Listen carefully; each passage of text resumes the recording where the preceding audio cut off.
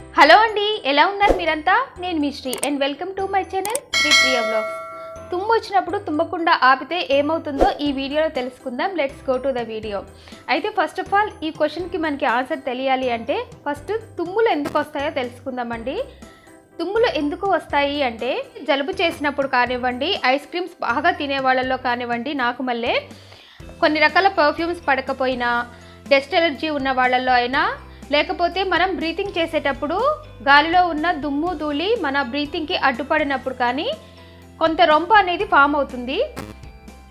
ఇలా తయారైనప్పుడు మన ముక్కు ఏం చేస్తుందంటే తుమ్ము అనే ఆప్షన్ తీసుకుంటుందండి.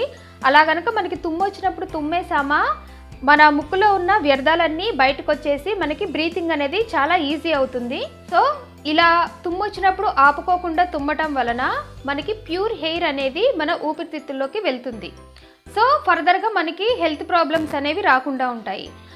అలాంటి తుమ్ముని మనం నలుగురు చూస్తారనో, నలుగురు ఉన్నప్పుడు సిగ్గుపడో, కొంతమంది ఈ మధ్య తుమ్మంగానే నీకు కరోనానా అంటున్నారు కదా, అలా గిల్టీగా ఫీల్ అయ్యి ఎవరేమనుకుంటారో అనేసి చాలామంది నలుగురిలో ఉన్నప్పుడు తుమ్మటానికి ఇష్టపడరు.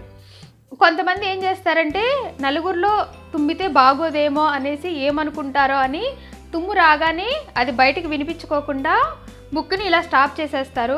కొంతమంది అయితే చెయ్యి ఇక్కడ దాకా కూడా వెళ్ళదు, ఎందుకంటే ఇక్కడ దాకా వెళ్తే కూడా వాళ్ళకి గిల్టీ ఫీలింగ్ అనమాట. నోట్లోనే ఆపేసుకుంటూ ఉంటారు తుమ్ముని. సో ఇలా తుమ్ముని కనుక మీరు ఆపేశారు అంటే మీరు అబ్జర్వ్ చేసుకోండి. ఈసారి కనుక తుమ్ము వచ్చినప్పుడు మీరు ఆపి, మనం ఎప్పుడైతే తుమ్ముని ఆపుతామో 1 or 2 minutes మనకి బ్రీతింగ్ అనేది సరిగా అందదు. అంతేకాకుండా ఇలా తుమ్మును ఆపుకోవడం వలన మన ముక్కులో ఉన్న వ్యర్థాలన్నీ లోపట్నే ఉండిపోతాయి, బయటకు రావు. ఎందుకంటే మనం తుమ్మును ఆపేసాం కాబట్టి.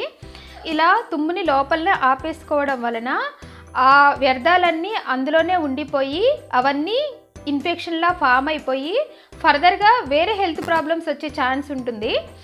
సో తుమ్ము వచ్చినప్పుడు తుమ్మండి, అస్సలు ఆపుకోవద్దు ఎవరేమనుకుంటారో అని. నెక్స్ట్ ఇంకోటి ఏంటంటే కొంతమంది తుమ్మొస్తే తుమ్మేస్తారు. ఎలా తుమ్ముతారో తెలుసా? చుట్టుపక్కల వాళ్ళతో మాకు సంబంధం లేదన్నట్టు వాళ్ళకి పరిసరాలు అనేవి పట్టవన్నమాట. ఇంకా చుట్టూ ఎవరున్నారు, నా పక్కన ఎవరు ఉన్నారని ఏం ఆలోచించుకోరు. ఏం క్లాత్ అడ్డం పెట్టుకోకుండా డైరెక్ట్గా తుమ్మేస్తూ ఉంటారు. ఇలా తుమ్మడం వల్ల ఏంటంటే ఆ తుమ్మినప్పుడు తుప్పర్లలో నుంచి వచ్చి సూక్ష్మజీవులు మన చుట్టూ ఉన్న నలుగురికి గాలి ద్వారా చేరతాయండి. దానివల్ల మీ రోగాన్ని నలుగురికి ఫ్రీగా పనిచేసినట్టే మీరు. సో తుమ్ము వస్తే తుమ్మండి, కానీ ఏదన్నా కర్చీఫ్ లాంటిది అడ్డం పెట్టుకొని తుమ్మండి. అలా గనక మీరు చేశారంటే మీ రోగాన్ని నలుగురికి అంటించకుండా వాళ్ళని సేవ్ చేసిన వాళ్ళు అవుతారు. ఇంతేనండి ఈ వీడియో. మీకు నచ్చిందా? మరింత జెన్యూన్ ఇన్ఫర్మేషన్ కోసం ఈ వీడియోని లైక్ చేయండి, షేర్ చేయండి, మా ఛానల్ని సబ్స్క్రైబ్ చేసుకోండి.